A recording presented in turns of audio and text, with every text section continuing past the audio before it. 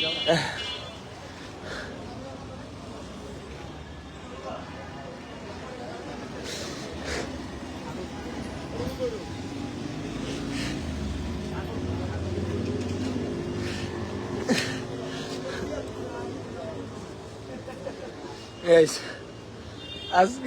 আমি আপনাদের সাথে কয়েক কথা শেয়ার করব। মানে আমি যে কথাগুলো শেয়ার করব, আমি জানি না যে আগামীকালকে এমন হইতে পারে যে আমি গুম হয়ে যেতে পারি বা আমার পুলিশে ধরে যেতে পারে, যেটা ইচ্ছে হইতে পারে। কিন্তু আমি আজকে যা বলবো, হ্যাঁ আপনাদের, আমি 100% সত্য কথা বলবো। আপনারা আমার জানেন আমি একটা লুচ্চা, পরকীয়াকারী, 2 নাম্বার বাটপার। আমারে আপনারা যা মনে করেন আমি সেটা।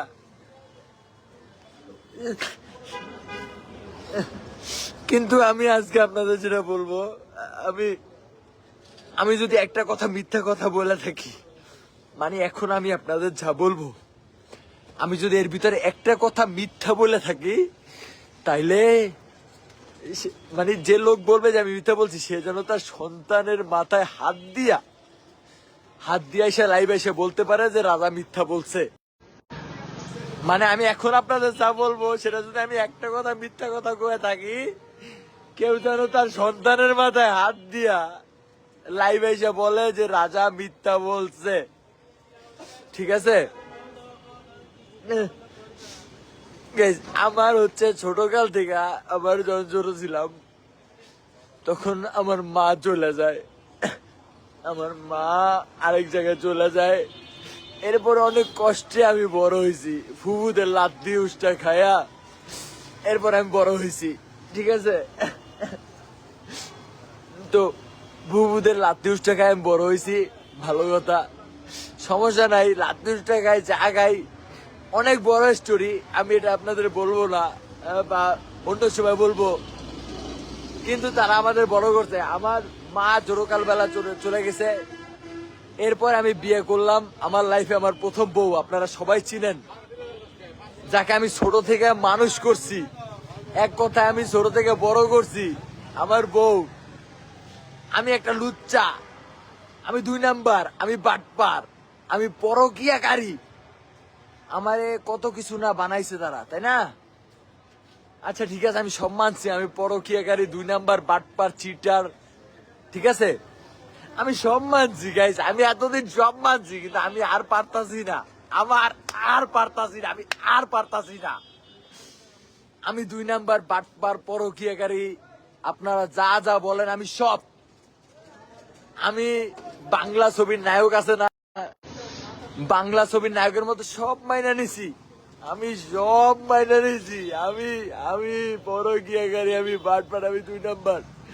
কিন্তু আজকে আমি যে কথাগুলো আপনাদের বলবো, আমি যদি একটা মিথ্যা কথা বলে থাকি, যে বলবে আমি মিথ্যা বলছি, আমি যদি আজকে একটা মিথ্যা কথা বলে থাকি, সে যেন তার মেয়ের মাথায় হাত দিয়ে লাইভ এসে বলে যে আমি আমার মেয়ের মাথায় হাত দিয়ে বলছি রাজা মিথ্যা কথা বলছে।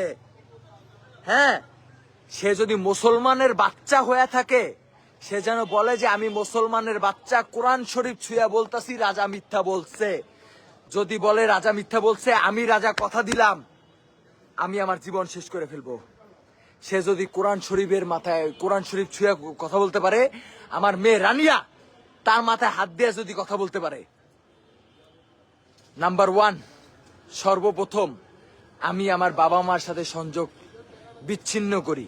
তার কি কারণ? আমি আমার শ্বশুর বাড়ি থাকি, ঠিক আছে, আমি আমার শ্বশুর বাড়ি থাকি, আমি আমার বউকে অনেক ভালোবাসি, আমার মেয়েকে অনেক ভালোবাসি, আমার প্রথম ঘরের কথা বলতেছি, একটু মনোযোগ দিয়ে শুনেন, আমি আমার প্রথম ঘরের কথা বলতেছি, ঠিক আছে, আমি আমার বউকে অনেক ভালোবাসি, আমার বউও জানে, প্রথম ঘর।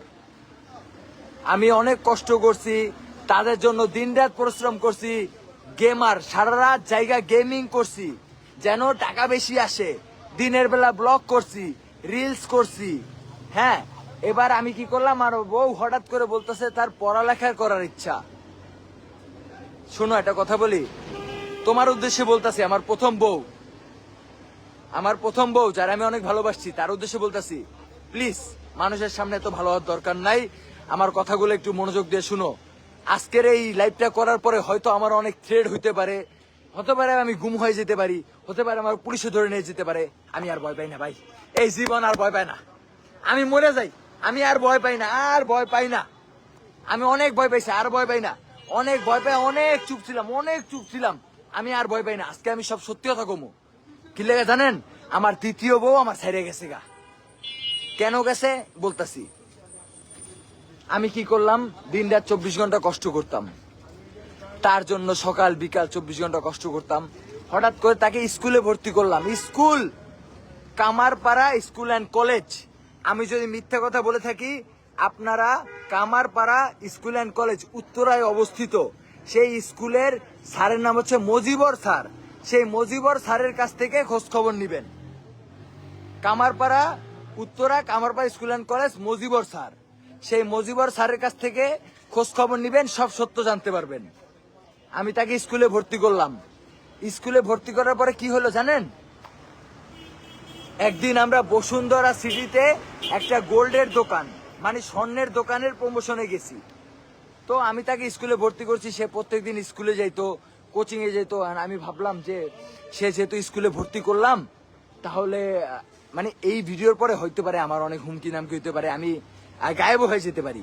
তো আপনি এটা নিয়ে চিন্তা করবেন না। আমার এই জীবনের প্রতি আমার আর কোনো মায়া নাই, ঠিক আছে? আমার আর কোনো মায়া নাই। আপনারা সবাই তো জানেন আমি খারাপ। আমার চেহারার যে কাটিং, আমার চেহারার কাটিং এ মনে হয় কি জানেন? আমি লুচ্চা, আমাকে লুচ্চা মনে হয়। কিন্তু আমি রাজা কি, সেটা একটু শুনেন। বিশ্বাস করলে করেন, না করলে ফালায় দেন। অনেক সহ্য করছি ভাই, আর ভাল লাগতেছে না রে ভাই। দ্বিতীয় বউ গেছে গা, সব বলতেছি। Kamarpara school and college Uttara, সেখানে কি হলো, আমি আমার বউকে ভর্তি করলাম। কারণ ও ওখানে ছিল। হঠাৎ করে বলতেছে, পাখি আমার আবার পড়ালেখার করার ইচ্ছা। আমি বললাম আচ্ছা ঠিক আছে, সমস্যা নাই। টাকা তো অনেক কামাইছি। আমার এনআইডি কার্ডও ছিল না, আমার শ্বশুর শাশুড়ি মানে হাজেরা বেগম এবং আলম সাহেব প্রচন্ড পরিমাণ ভালো ছিল। তারা আসলেও ভালো ছিল।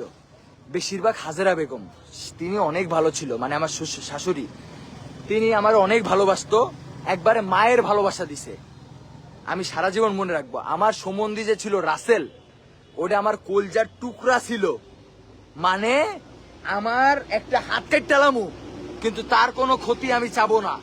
সে ছিল রাসেল, আমার সম্বন্ধী, আমার ভাই, আমার বন্ধু, আমার সব, ঠিক আছে? আর মেহেরুন মানে রাসেলের বউ, সে ছিল আমার ছোট বোন, আমার আদরের বোন, আমার কলজার বোন। তার আমি প্রচন্ড ভালোবাসতাম, কারণ সে আমার প্রচন্ড ভালোবাসতো। সে আমাকে নিজের আপন ভাই কি কয়, এর থেকে বেশি ভালোবাসতো। এবার কথা হচ্ছে, এরা আমার প্রচন্ড ভালোবাসতো। আমি আমার শ্বশুর শাশুড়ির প্রতি আমার কোনো দোষ নাই, তারা আমার প্রচন্ড ভালোবাসতো। তারা নিজের কলজা পারতো না আমার কাইটটা দিতে, এতটা ভালোবাসতো। কারণ আমি আমার শ্বশুর শাশুড়ির কাছে থাকতাম। এইবার আখি একটা, সরি নাম বলবো না, সরি, তাহলে আমার হইতে পারে কালকে পুলিশে ধরে নিয়ে যেতে পারে, আমার নামে মামলা দিতে পারে। সমস্যা নাই, আমি এখন পুলিশ খাটতেও রাজি, মামলা খাটতেও রাজি, কারণ আমার জীবন। এবার শুনেন, আমি আমার বউকে ভর্তি করলাম কামারপাড়া স্কুল অ্যান্ড কলেজে, ঠিক আছে? আমার বউ প্রত্যেকদিন স্কুল করতো। সকাল 6টা বাজে কোচিং এ যাওয়ার জন্য অনেক আমাকে বিরক্ত করতো। আমি উঠতাম, আমি তো সারা রাত গেমিং করতাম। আমি একটা গেমার, কিন্তু ফ্রি ফায়ার ইনফ্লুয়েন্সার। মাসে 64,000 টাকা বেতন ফ্রি ফায়ার থেকে আমি পেতাম, ব্লক ট্লক তো সবকিছু পেতাম। তো আমি আজকে যে কথাগুলো বলতেছি, এটা যদি একটা মিথ্যা হয়ে থাকে, তাহলে অপোজিট পার্টি তারা যেন তার লাইভে এসে তার মেয়ের মাথার উপরে হাত দিয়ে বলে রাজা মিথ্যা বলছে। ওকে, আমি অনেক সহ্য করছি রে ভাই, আর পারতাছি না। আমি তো একটা মানুষ। তো কি হইলো, আমি ভর্তি করলাম কামারপাড়া স্কুলে। স্যারে এবার মজিবর স্যার বলতেছে যে পরীক্ষা দিতে পারবে না, প্রেগনেন্ট, টেস্ট পরীক্ষা দেয় নাই। আমি হাত পা ধরছি। আমার সম্বন্ধী রাসেল, যে শুধু আমার সম্বন্ধী না, আমার ভাই, আমার বন্ধু, তারা নিয়ে প্রত্যেকদিন দাঁড়ায় থাকতাম, পা ধরতাম, হাত ধরতাম। একটা সময় মজিবর স্যার রাজি হয়েছে। মজিবর স্যার এমনি ভালো মানুষ, ভালো। রাজি হওয়ার পরে ওর পরীক্ষা টরীক্ষা সবকিছু ওকে। এবার আমার বউরে দেখলাম কি কোচিং এ যাওয়ার জন্য প্রচন্ড পরিমাণ আগ্রহী। আমি প্রত্যেকদিন সকালবেলা ঘুম মানে সারা রাত 5টা বাজে ঘুমাইতাম গেমিং টেমিং কইরা, ঠিক আছে। এবার সকালবেলা উঠতাম, অনেক কষ্ট হইতো, মানে 2 ঘন্টা ঘুম, রাতে 2 ঘন্টা ঘুমলে অনেক কষ্ট হয়। তো এরপরে আমি তারে কোচিং এ নিয়ে যেতাম। এমন করতে করতে রাস্তে আমার শাশুড়ি, মানে শাশুড়িকে বললে ভুল হবে, আমার মা উনি, হ্যাঁ হাজারা বেগম আমার মা, নট শাশুড়ি, প্রচুর আদর করছে, প্রচুর আদর